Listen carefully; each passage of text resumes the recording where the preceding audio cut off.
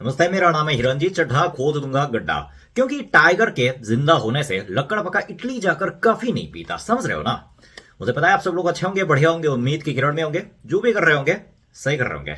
अरे आज के इस वीडियो में ना, मैं ऑफिस कर्मचारी होने के नाते, जो कि कोरिया के कंपनी में कुछ महीनों से काम कर रहा हूँ, एक इंडियन अगर साउथ कोरिया आता है, यहाँ पे अपनी पढ़ाई कंप्लीट करता है। इवन मेरे सारे दोस्तों ने, मतलब मेरे कोरिया में रहने वाले मैक्सिमम इंडियन दोस्तों ने कोरिया में अपनी कंप्लीट ग्रेजुएशन, एमए या फिर एमबीए, मतलब पीएचडी वगैरह सारे कंप्लीट किए। और फिर उसके बाद अगर आप कोरिया के किसी ऑफिस में जॉब ज्वाइन करके काम करते हो, तो उसके फायदे क्या है, उसके नुकसान क्या क्या है, मैं इसकी पूरी कहानी बताने वाला हूं। तो आप अपने देश से थोड़ा कंपेयर करके ये डिसीजन ले सकते हो कि आपको कोरिया के ऑफिस में काम करना है कि नहीं करना है। मैं निष्पक्ष दृष्टिकोण के साथ ये बात रखने वाला हूं। तो आओ यार, शुरू करते हैं बिना किसी हिरट के। तो सबसे बड़े फायदे की बात करते हैं, जो कि सबसे पहले फायदे के रूप में गिना जाता है कि अगर आप कोरिया में रहते हो तो सबसे ज्यादा आपको दो चीजें हिट करेंगे, सीधे डायरेक्ट हिट करके। और पहली चीज है महंगाई। ऑफ कोर्स कोरिया की महंगाई तो इंडिया से आप कंपेयर कर ही नहीं सकते, मतलब कंपेयर करना ही दोनों के बीच में बेकार की बात है।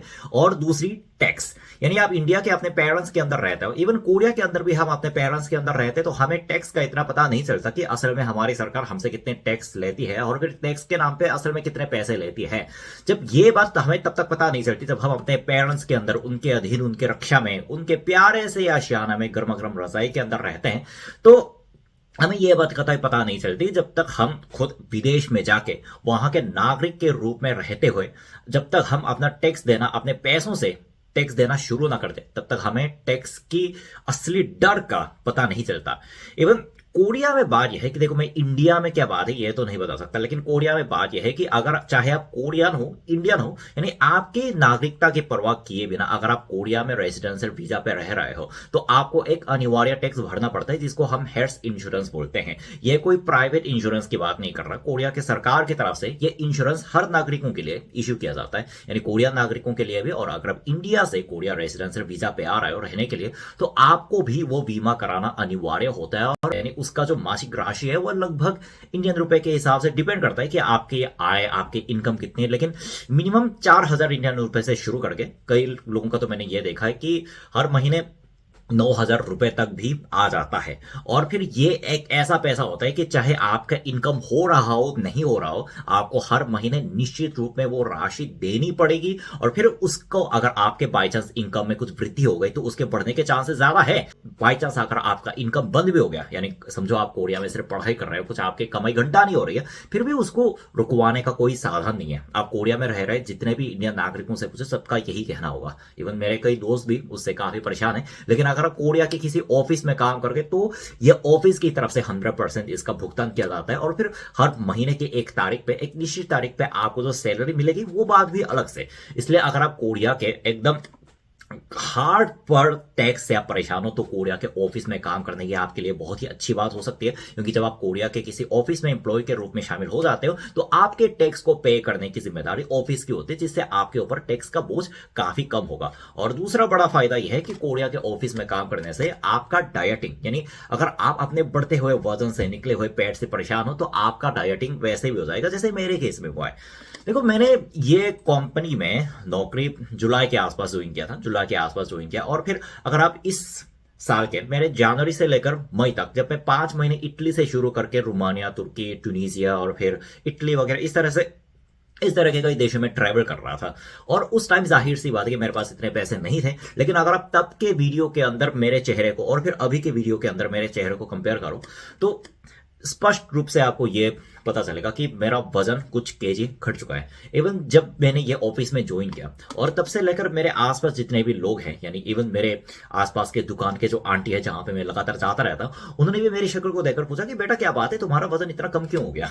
तो बात यह है कि कोरिया के ऑफिस में तुम्हारा इतना चूसता है, मतलब इतना ज्यादा तुमको रगड़ा जाएगा, इतना ज्यादा तुमको निचोड़ा जाएगा कि अगर आप अपने बढ़े हुए वजन से परेशान हो, तो डाइटिंग करने के लिए आप जिम मत जाओ। जिम जाने की कोई गलती मत करो। जिम जाने से आप जिम को पैसे दे रहे हो, लेकिन ऑफिस जाने से ऑफिस वाले आपको काम करने के पैसे दे रहे हैं, लेकिन उल्टा आपका डाइटिंग भी हो रहा है, आपका वजन घट रहा है, जैसे मेरे केस में हुआ है। इवन मैंने सबसे पहले तो मेरे को इस बात पे यकीन नहीं हुआ कि लोग ऐसे ही तो यार वो बातों बातों में बोल रहे होंगे, क्योंकि मेरा वजन तो कभी कभार घटता रहता है, ऐसे बेवजह घटता रहता है। लेकिन जब मैंने मशीन में अपने शरीर के वजन को तोल के देखा, तो सही में मैंने पाया कि मेरा वजन जब से ऑफिस ज्वाइन किया, तब से 3 kg, मतलब एग्जैक्टली बताऊं तो 3.5 kg मेरा वजन घट चुका है।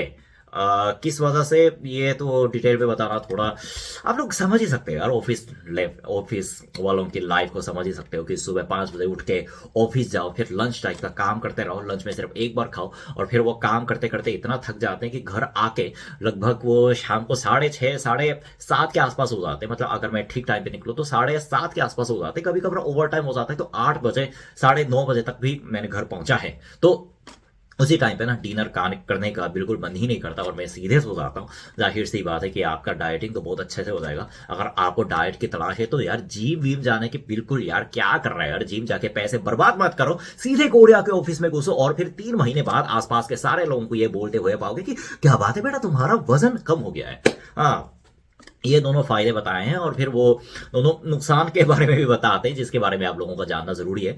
और पहली बात वो जो कि हर कोरिया के ऑफिस में होता है कि ये लोग ना हमेशा, कोरिया के लोग बहुत जल्दी में रहते हैं, यानी कि आपके अंदर प्रगति हो रही है और फिर अगर आपको जाहिर सी बात है जब फ्रेशर के तौर पर रखा जाता है तो ये पक्की बात है कि हर ऑफिस में उनका अलग सिस्टम चलता है। और फिर उनके चाहे एक भी काम हो, यानी कि समझो कि कोरिया से किसी सामान को इंडिया एक्सपोर्ट करने का काम, अगर बड़े ढांचे में देखा जाए तो ये सारा काम तो एक ही है, लेकिन उसको करने का तरीका हर ऑफिस दर ऑफिस, कंपनी दर कंपनी अलग अलग होता है। ये जाहिर सी बात है क्योंकि हर कंपनियों में अलग अलग सिस्टम का उपयोग किया जाता है। इवन मेरे कंपनी में जो मैक्सिमम काम था कि वो मार्केटिंग करना और फिर उसके साथ वो सामान को इंडिया सहित दुनिया के 150 देशों में एक्सपोर्ट करने का हमारे कंपनी का मेन बिजनेस है। और जाहिर सी बात है कि हमारी कंपनी के पास अपना सिस्टम है और उस सिस्टम को समझने में एक नॉर्मल इंसान को एटलीस्ट 2 हफ्ते से ज्यादा टाइम तो लग ही जाता है। लेकिन आप लोगों को तो पता है कि कोरियन लोगों की जो स्वभाव है ना, वो लोग हमेशा इतनी जल्दी में रहते हैं कि फ्रेशर से वो लोग 4 साल के अनुभवी बंदा जिस लेवल का परफॉर्मेंस दिखा सकते हैं उस लेवल के परफॉर्मेंस की उम्मीद रखते हैं। और फिर अगर तुमने उनकी बात को सुन के एक बार में नहीं समझा तो इतना सुनाने लगते कि भाई मैंने तुमको पहले बताया था ना, मैंने तुमको पहले बताया कि वो तुमको इतनी सिंपल बात समझ में क्यों नहीं आती। अबे तुम्हारे लिए सिंपल बात होगी, मैं तो फ्रेशर हूं, मुझे ज्वाइन हुए अभी 1 हफ्ता भी नहीं हुआ, इवन मुश्किल से 1 हफ्ता 2 हफ्ते हुए, फिर उस फ्रेशर से तुम एक बार में तगड़ा से एकदम बादशाह के रैप करने की गति से सारी बातों को एक बार में समझा कर तुम ये एक्सपेक्ट कैसे कर सकते हो कि उस फ्रेशर एम्प्लॉय को एक बार में तुम्हारी सारी बातें दिमाग में घुस गई होगी।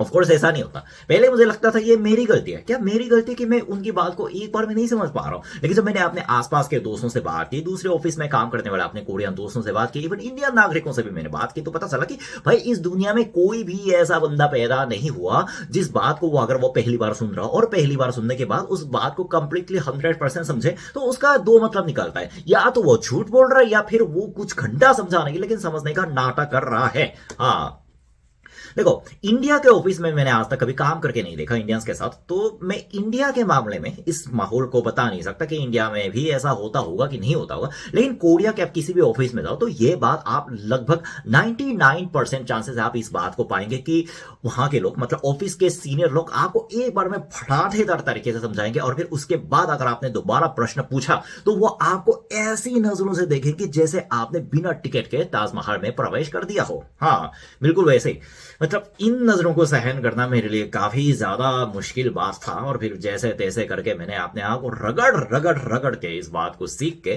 मैंने किसी भी तरह ऑफिस में अपनी जगह बना ली है। लेकिन फिर भी अभी भी कुछ ऐसी बातें हैं जो वो लोग एक बार में एकदम तेजी से समझाते हैं लेकिन मुझे एक बार में समझ में नहीं आता। और दूसरा सबसे मतलब नुकसानदायक बात वो यह है कि एक एम्प्लॉय से वो लोग 3-4 जन का काम करवाते हैं और फिर उनको लगता है कि ये बहुत ही स्वाभाविक बात है। लेकिन मुझे लगता है कि ये बात इंडिया के ऑफिस में भी होती होगी। इवन आजकल इंडिया के यूट्यूब पे जो ट्रेंड कर रहे हैं इंडिया के वर्क कल्चर के ऊपर, मैंने भी वो सारे वीडियो देख डाले। और फिर कोरिया के ऑफिस के हालत भी कुछ इससे ज्यादा अलग नहीं है। यानी एक बंदे के ना काम करने की कुछ लिमिट होती है कि एक बंदा ऑफिस में 9 घंटे 8 घंटे बैठ के कितने घंटे तक काम निपटा सकता है, कितने घंटे तक काम कर सकते हैं, उसकी एक लिमिट होती है। और फिर उनको ये बात पता होनी चाहिए।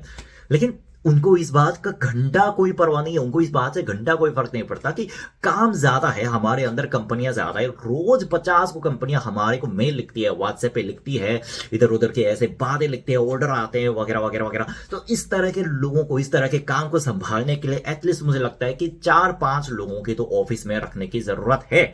लेकिन बहुत सारी कंपनियों में, बहुत सारे ऑफिस में ये बातें होती है कि जो काम एक्चुअली 3 से 4 लोगों को करना चाहिए, वो काम एक ही बंदे के ऊपर दिया जाता है। और फिर जब वो बंदा हार के बोलता है कि भाई मेरे से नहीं होगा, तो फिर बोलते हैं कि यार आजकल के लोग इतनी जल्दी काम छोड़ के भाग क्यों जाते हैं।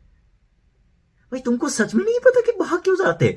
अबे वो जो जिस मात्रा में काम कर रहे, एक बार देखो, नजर डालो उसके ऊपर कि वो किस लोड में, किस प्रेशर में आकर बंदा काम कर रहा है। बहुत दुख की बात है, लेकिन ये हर ऑफिस में खुलेआम होने वाली बात है, जिसके बारे में आप लोगों को बताना जरूरी था। लेकिन हाँ, ऑफिस में काम करके काफी फायदे भी, अच्छे लोग मिल जाते हैं, पैसे मिल जाते हैं। पैसों का मिलना सबसे बड़ी बात होती है। तो बस यार, आज के वीडियो में इतना ही। उम्मीद करता हूं आप लोगों को इस वीडियो के माध्यम से एक नई जानकारी सीखने को मिल गई होगी। मैं वापस आऊंगा और मजेदार वीडियो के साथ। तब तक क्या करना है, सावधान रहो, सुरक्षित रहो, सीख एक को, सबक सबको। जय हिंदुस्तान, जय साउथ कोरिया।